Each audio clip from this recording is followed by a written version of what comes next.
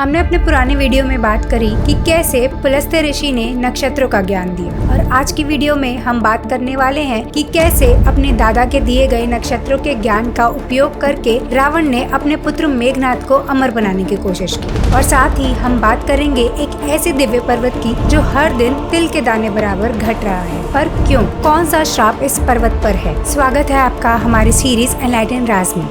आज की series enlighten राज की वीडियो में आप जानेंगे कि कैसे पुलस्त्य ऋषि के क्रोध की वजह से गोवर्धन पर्वत हर दिन तिल के दाने बराबर घट रहा है। रावण को एक ऐसे पुत्र की कामना थी जो ब्रह्मांड में अमर होने के साथ साथ सबसे अधिक शक्तिशाली हो।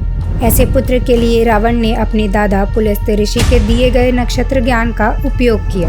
रावण ने सभी ग्रहों पे आक्रमण कर सभी ग्रहों को बंदी बना लिया। फिर उन्हीं सब ग्रहों को उसने अपने बेटे मेघनाद की कुंडली के 11वें स्थान में रहने का आदेश दिया। मगर शनि देव जानते थे कि अगर मेघनाद के जन्म में ग्रहों का ये संयोग रहा तो मेघनाद अमर हो जाएगा और फिर उसके बाद उनको हराना सबके लिए असंभव हो जाएगा। और शनि देव न्याय के देवता हैं, तो इसीलिए उन्होंने रावण की बात नहीं मानी और मेघनाद के जन्म के समय वो 12वें स्थान में चले गए, जिसके वजह से मेघनाद शक्तिशाली तो हुआ पर अमर नहीं हो पाया। ये देख के रावण बहुत क्रोधित हुआ और क्रोध में आके रावण ने शनि देव से बहुत भयंकर युद्ध किया। और इस युद्ध में रावण ने शनि देव के पैर पर वार कर उनका पैर तोड़ दिया और शनि देव को बंदी बनाकर उन्हें अपने कदमों के नीचे रख लिया। तभी से शनि देव की चाल थोड़ी धीमी हो गई है।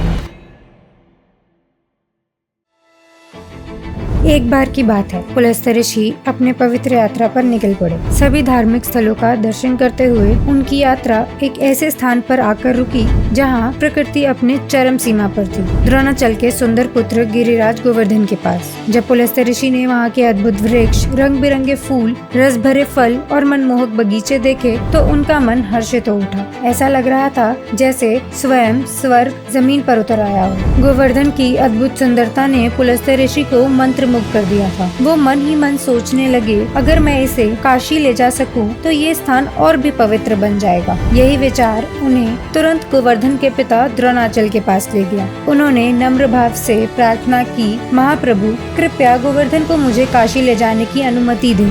द्रोणाचल अपने पुत्र गोवर्धन से अत्यधिक स्नेह करते थे।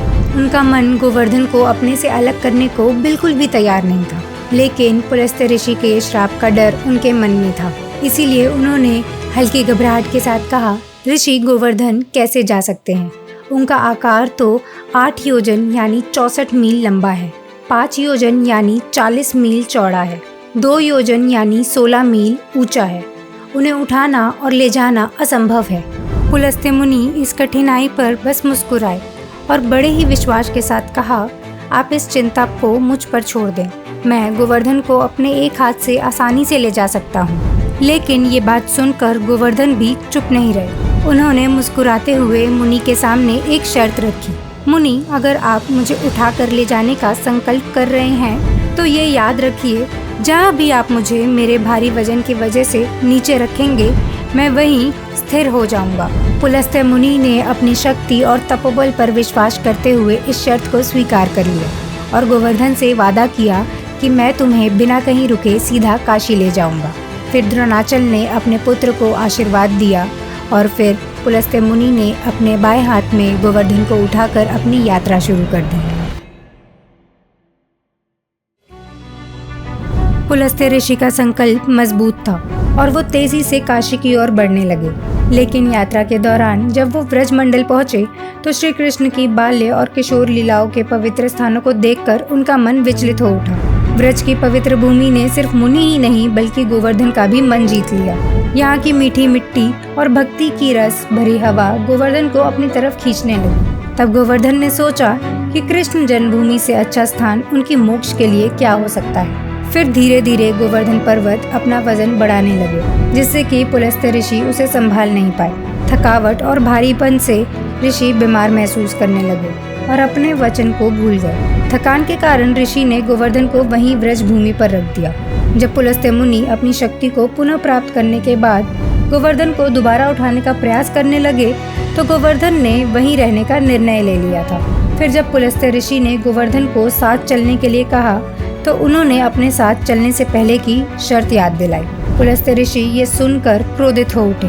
गुस्से से उन्होंने गोवर्धन को श्राप दिया, तुमने मेरी इच्छा पूरी नहीं की, इसलिए कलयुग के अंत तक तुम्हारा आकार हर दिन तिल के दाने बराबर घटता जाएगा और एक दिन तुम पूरी तरह पृथ्वी में समा जाओगे। तब से गोवर्धन पर्वत हर दिन तिल के दाने बराबर घटने लगा।